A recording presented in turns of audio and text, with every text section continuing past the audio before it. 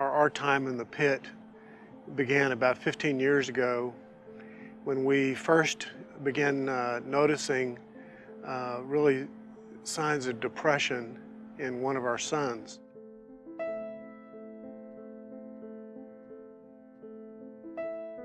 We were really just totally crushed by the diagnosis. We were so concerned for our son and his future, and we didn't know where to turn. After we began seeing that behavior, then he left San Antonio, really for years at a time, and we didn't know where he was or whether he was even alive.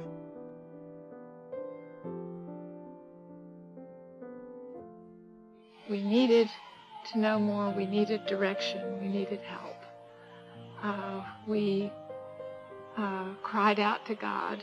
We shed more tears than we knew we had, and we prayed more earnestly than we ever knew we would be able to.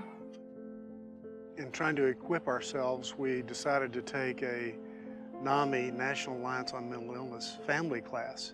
We were just, first of all, amazed at the material because it was the first time we had read anything that not only made sense, but gave us a sense of hope.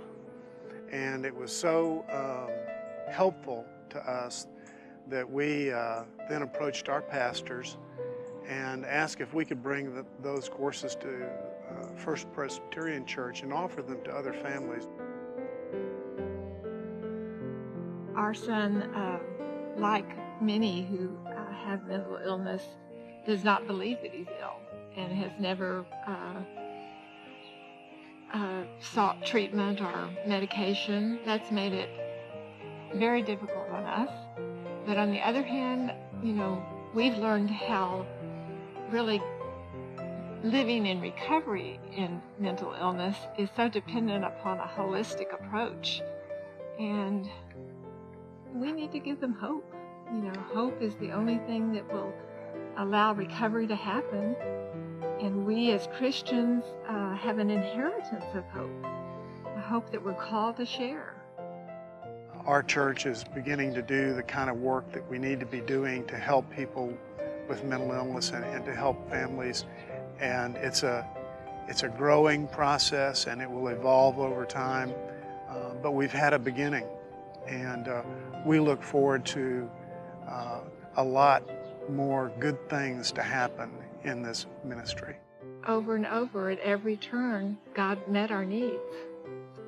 He graciously, led us on a path of understanding, of opening doors for us, of giving us resources and tools and people to turn to, and also really developed in us compassionate hearts for persons living with mental illness and for the families that loved and cared for them.